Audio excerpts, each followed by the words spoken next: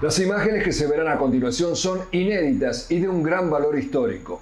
El contraalmirante Carlos Alberto Busser era el comandante de la Infantería de Marina cuando fue convocado para recuperar las Islas Malvinas, hecho que aconteció aquel histórico 2 de abril de 1982 y fue conocido como la Operación Rosario.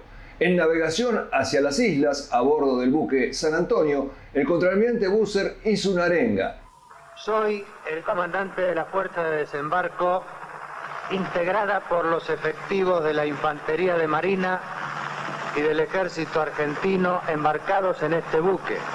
Nuestra misión es la de desembarcar en las Islas Malvinas y desalojar a las fuerzas militares y a las autoridades británicas que se encuentran en ellas. Eso es lo que vamos a hacer.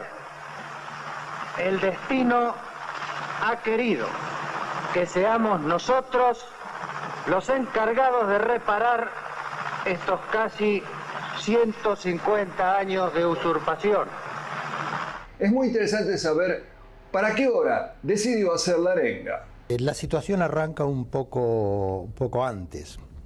El 31 de marzo a la noche tuvimos información de que el gobierno de Malvinas había comenzado a organizar la defensa.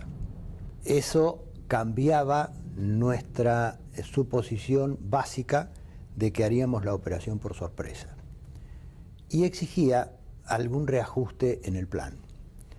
Para ello se realizó una reunión en la nave Almirante y como consecuencia de esa reunión hubo un cambio de misiones de algunas de las fracciones que tenían que intervenir. Eso fue el día 1 de abril entre alrededor de las 10 de la mañana. Se ratificó el día del desembarco, 2 de abril, y las 6 de la mañana sería la hora H. No obstante, algunas fuerzas desembarcarían antes de la hora H. Eso hacía que las 18:30 horas del 1 de abril fuera el momento de no retorno de la operación. A partir de las 18:30 no se podía cancelar la operación. Fue así que a las 18:30 le comunicamos a todo el personal qué era lo que íbamos a hacer.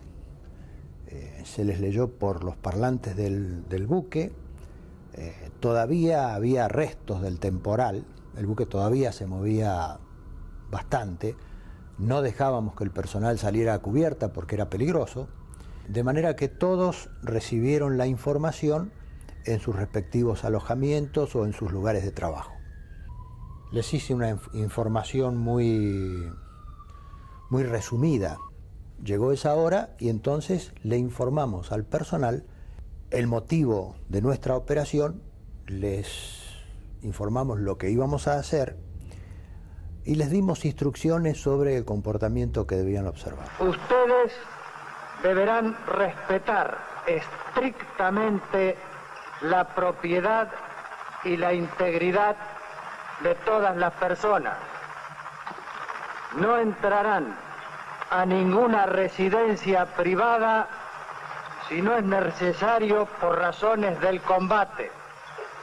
Respetarán a las mujeres, a los niños, a los ancianos y a los hombres. Serán duros con el enemigo, pero corteses, respetuosos y amables con la población de nuestro territorio a los que debemos proteger. Debe haber muy pocas operaciones en los anales de la historia militar en que se da la orden de tomar una ciudadela enemiga sin lastimar a nadie. Para nosotros era muy importante que esa operación se realizara con un resultado incruento. Lo buscábamos deliberadamente. Todo nuestro plan había sido concebido para que el resultado fuera incruento. Para lo cual habíamos concebido una operación que en alguna forma desorientara a los defensores y no les permitiera reaccionar, consiguiendo que en muy breve tiempo le cayera fuerza desde todas direcciones, que en todos lados les apareciera una fuerza que diera la impresión de ser en cada lugar totalmente superior, y que toda esa acción realizada en forma sorpresiva lograra aplastar espiritualmente a la persona a la cual le íbamos a pedir rendición. Nosotros sabíamos bien que si bien la guarnición británica era reducida, eran soldados británicos. Y yo personalmente tenía y tengo un gran respeto por la profesionalidad del soldado británico. Y como yo soy infante de marina, tengo también un gran respeto por los infantes de marina británicos. Y esos que había allí eran infantes de marina británicos. De manera tal que yo no esperaba que se rindieran sin un motivo muy fundado. De manera tal que la operación que quería hacer era una operación que les diera un motivo bien fundado para rendirse, que los aplastara espiritualmente, que los desorientara para conseguir su rendición. Es interesante saber cómo reaccionaron los integrantes de la expedición que hasta ese momento no sabían a dónde se dirigían. Fue un momento muy emocionante. Esto es un sentimiento que se arrastra desde el fondo de nuestra historia. En cada argentino, la idea de la recuperación de Malvinas arranca desde la escuela primaria. No solo la cuestión Malvinas está en nuestros cerebros, sino también está en nuestros corazones. Para esos hombres que se enteraron en ese momento que iban a ir a Malvinas, a recuperar las Islas Malvinas, fue una emoción muy grande. Yo he visto hombres grandes, hombres con grandes bigotes, pero con grandes lágrimas en ese momento. Fue una situación que para ellos fue muy emocionante. Yo ya lo sabía, es probable que a mí solo me haya emocionado ver la reacción de mis hombres. Pero de inmediato los pusimos a trabajar, no tuvieron mucho tiempo para exteriorizar su emoción. Había muchas cosas que hacer, había muchas tareas que ajustar a esos hombres a los cuales no les habíamos dicho ni impartido instrucciones sobre la misión que tenían que ejecutar. Había que darles esas instrucciones en pocas horas. Eran las 6:30, 7 de la tarde, y debían estar desembarcando a las 6:30 de la mañana, debían estar en tierra, de manera que no quedaba mucho tiempo. Además los quería mandar a dormir. La tarea en ese lapso fue muy intensa, todo el mundo preparó entusiastamente sus equipos individuales, ajustaron las operaciones que tenían que hacer, se les volvió a insistir en el buen tratamiento a la población, a los prisioneros y la necesidad de conseguir en todo lo posible que no hubiera bajas británicas. Felizmente tuvimos suerte y lo conseguimos. ¿Y qué sensaciones habrá experimentado el propio jefe de la misión, el contraalmirante Carlos Alberto Busser? Yo no suelo tener emociones demasiado fáciles. Y durante la ejecución de la operación, yo bajé a tierra con las fracciones que desembarcaron en la única ola de desembarco que habíamos planificado. De manera tal que fui en medio de la formación. De modo que estaba muy preocupado por el manejo de la operación. Tuve muy fugaces momentos de emoción personal. Tenía que manejar una operación, tenía que recibir información, tenía que tomar decisiones. En una operación militar las cosas nunca se desarrollan como uno ha pensado, siempre hay que ir ajustando sobre la marcha, de manera que yo no diría que tuve emociones personales, sí vi la emoción de mi gente. Vi la emoción de mis soldados, la emoción de mis oficiales, de mis suboficiales. A alguno lo vi besar la tierra, pero yo particularmente era responsable de que saliera bien, después tenía tiempo de tener emociones. La acción del 2 de abril es considerada una de las operaciones militares mejor planificadas y ejecutadas. ¿Cómo transcurrió? La operación fue muy rápidamente ejecutada. La noche anterior, en una operación que yo considero extraordinariamente bien ejecutada, nuestros comandos anfibios se transbordaron desde un destructor en el medio del mar a embarcaciones, a botes inflables con motor fuera de borda, y en ellos se trasladaron hasta la costa y desembarcaron en Puerto Enriqueta, al sur de Puerto Argentino. Desde allí se dirigieron por tierra hasta una fracción hasta Muddy Brook, y la otra fracción hasta Puerto Argentino. La fracción que iba a Muddy Brook no tenía la misión de capturar el cuartel, tenía la misión de capturar la guarnición británica. Llegaron al cuartel, no los encontraron, y entonces se dirigieron a la localidad en busca de entrar en contacto con la guarnición británica. El otro grupo, el que fue a Puerto Argentino, tenía la misión de capturar al gobernador. Yo no esperaba que lo capturaran. Yo lo que quería era que él tuviera una presión inmediata y directa sobre su persona, en tal forma de apresurar aquel efecto para lograr la rendición. También es interesante saber cuánto tiempo insumió la Operación Rosario. Todo ese desarrollo que le acabo de explicar empezó aproximadamente a las 9:30 de la noche y terminó en Muddy Brook a las 5:30 de la mañana. Era de noche, por supuesto. Nosotros, mientras nos aproximábamos en los buques de desembarco, veíamos el fuego y las explosiones que se producían en Muddy Brook.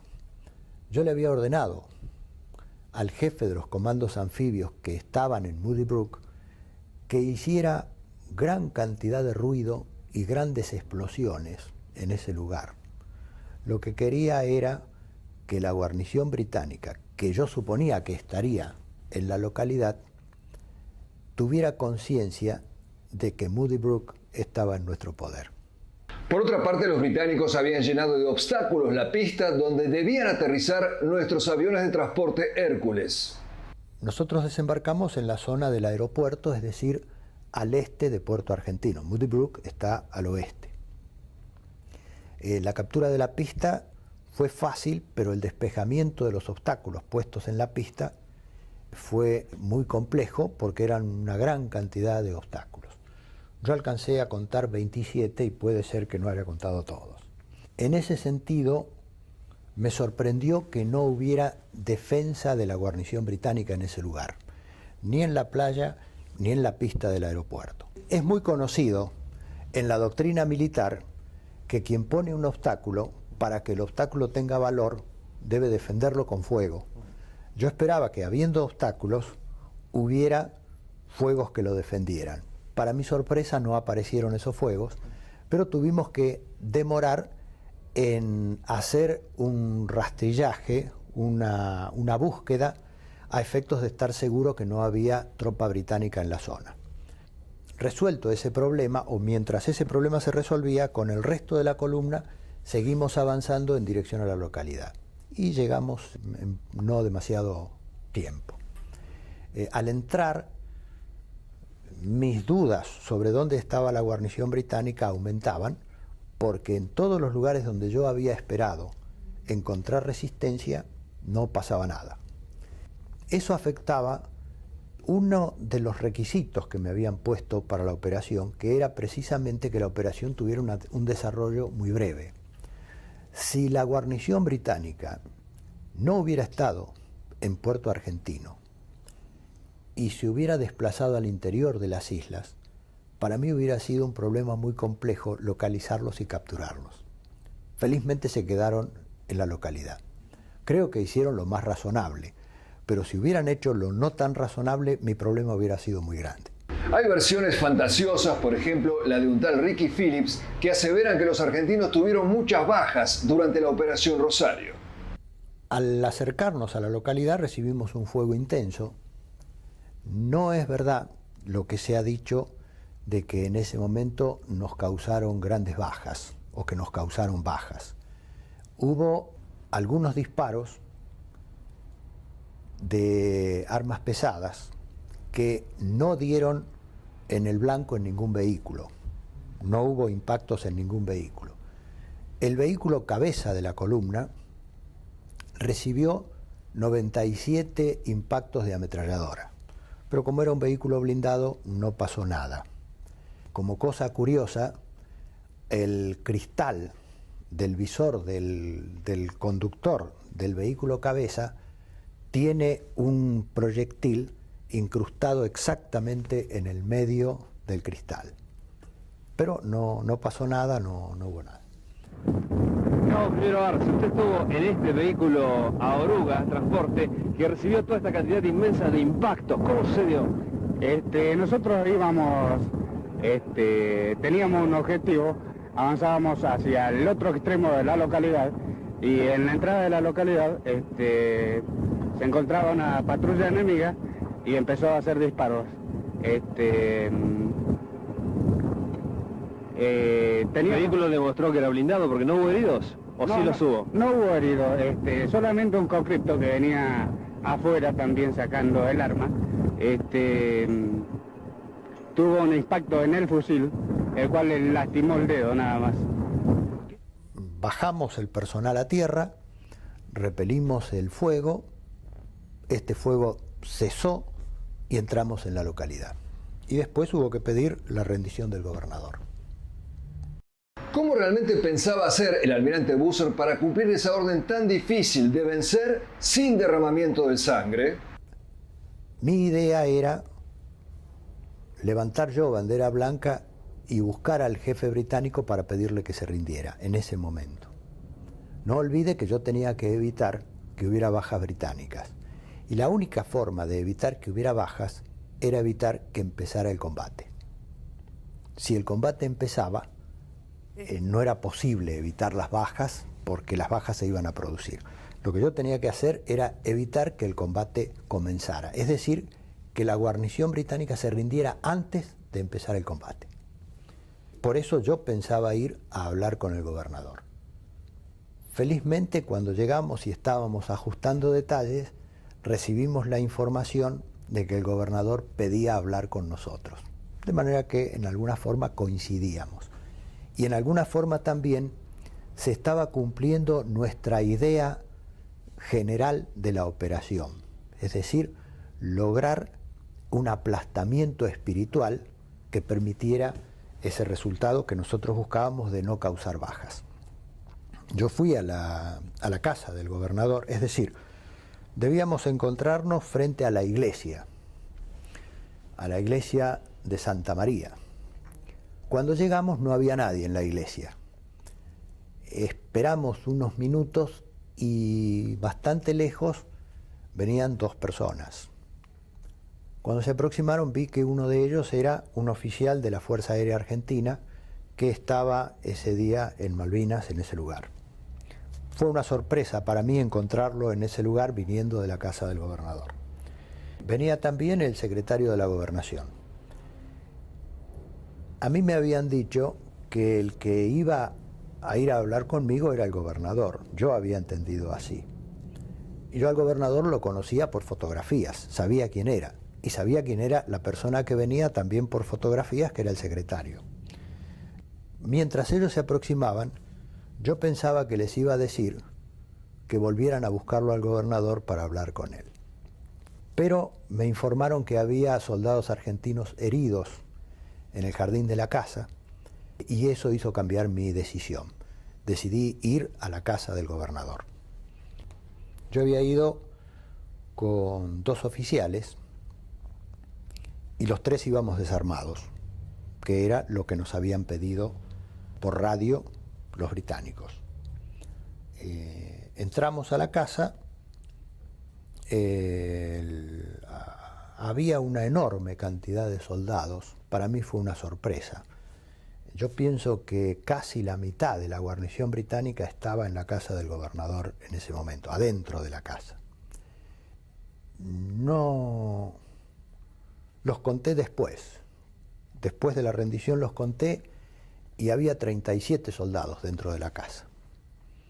Me hicieron entrar a la oficina donde estaba el gobernador, le expliqué cuál era la situación, le expliqué a qué había venido. Previamente él me intimó a que me retirara de Malvinas por ser un intruso en Malvinas. Le dije que nuestro gobierno consideraba que el intruso era él, que yo venía a desalojarlo. Le pedí que se rindiera. No pareció muy dispuesto. Insistí, le hice presente que ya nos habían causado bajas, que no tenían posibilidad, realmente en ese momento ya no tenían posibilidad de nada. Nuestros vehículos anfibios en ese momento estaban pasando frente a la casa del gobernador, a 40 metros, a 30 metros de la casa. Nuestros comandos anfibios que venían de Moody Brook se acercaban por la ladera rodeando la casa del gobernador, y nuestros vehículos habían entrado ya en la localidad. Él por teléfono tenía la información de que toda la localidad estaba tomada. Lo único que quedaba era su casa. De manera que no tenía ninguna posibilidad de encarar una defensa seria como no fuera hacer matar a toda su guarnición. Fue lo que yo le expliqué. Y después de una consulta con una mirada con los dos mayores que estaban, decidió rendirse. Fue una conversación, no puedo apreciar cuánto duró, pero no deben haber sido más de 3 minutos. Producida la rendición, nos dedicamos a atender a los heridos, a resolver la cantidad de problemas que había. ¿Y cómo se comportaron los jefes de la tropa inglesa, los mayores Knuth y Norman, durante la acción? En ese sentido yo debo destacar la profesionalidad con que se desempeñaron los mayores Norman y Knuth. Pienso que su comportamiento fue muy bueno en una situación muy mala.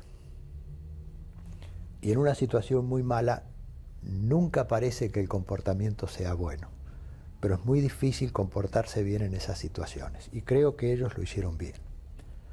Lamentablemente, de los 3 hombres heridos que teníamos en ese lugar, uno de ellos falleció, los otros 2 estaban muy graves, pudimos evacuarlos y se curaron sin problema. Un tema difícil era cómo manejar a la población civil, los kelpers, hostiles a la Argentina. ¿Cómo lo resolvió el almirante Busser? Felizmente, cuando hicimos el recuento, encontramos que no había bajas británicas y felizmente teníamos la población bajo control. En ese sentido, habíamos tomado precauciones especiales. En cada casa de la localidad de Puerto Argentino distribuimos instrucciones en español y en inglés para que supieran cómo comportarse y evitar accidentes o evitar cualquier tipo de problemas. Y además les dábamos instrucciones por radio, de modo que la población supo siempre a qué atenerse y cómo debía proceder, con lo cual evitamos que hubiera problemas de seguridad para ellos. Y finalmente, ¿cómo se vivió la sensación de triunfo una vez que todo hubiera terminado? En ese momento sí vi muchos episodios donde era muy visible la emoción y el sentimiento que tenían los soldados argentinos. Y no sé cómo, pero había muchos que debajo de sus ropas llevaban banderas argentinas y las colocaban en el primer lugar donde podían hacerlo. Hay veces que pienso si realmente mantuve tanto el secreto de la operación, porque eran muchos los que llevaban banderas argentinas para poner. Pero realmente el sentimiento que tenían todos mis soldados en ese momento, todos mis oficiales, era muy notable, y realmente creo que fue destacable que al lado de ese entusiasmo mantuvieran un comportamiento muy correcto con la población y con los prisioneros. Yo creo que en la presente situación nadie debe engañarse en el sentido de creer que los acuerdos que se han alcanzado en Madrid entre el gobierno británico y el gobierno argentino han dado por terminada la cuestión Malvinas. La cuestión Malvinas subsiste porque subsiste lo que nosotros consideramos la usurpación británica del territorio de Malvinas. De manera tal que estos acuerdos no han hecho nada más que cubrir en apariencia y darnos la sensación de que no hay más conflicto. La esencia del conflicto, que es precisamente la usurpación, subsiste.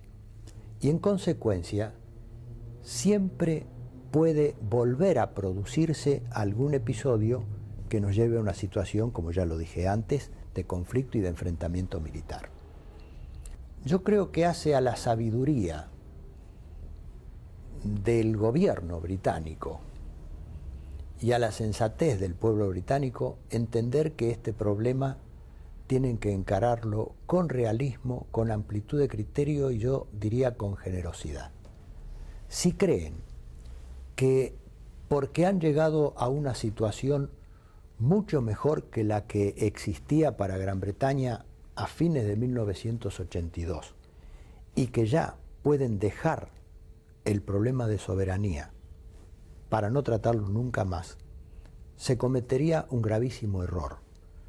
El mismo error que cometió el gobierno británico a principios de 1982, cuando anunció con toda claridad que nunca más hablaría de soberanía. A partir de ese momento se precipitó el conflicto militar. Si volviera a ocurrir lo mismo, estaríamos tal vez en la misma situación. De manera tal que lo último que yo puedo decir es que realmente es indispensable que los dirigentes británicos comprendan que deben encontrar una solución a este problema. Si no encuentran la solución, alguna vez lamentaremos y tal vez no haya quien pueda decir como yo que pudo hacer una recuperación incruenta y sin bajas británicas, porque a lo mejor otra vez no vamos a tener esa fortuna. Yo reconozco que nuestro objetivo de lograr esa recuperación sin causar bajas fue solo porque tuvimos una gran suerte, porque es muy raro una operación militar donde uno consigue el objetivo sin causarle bajas al enemigo. Nada más.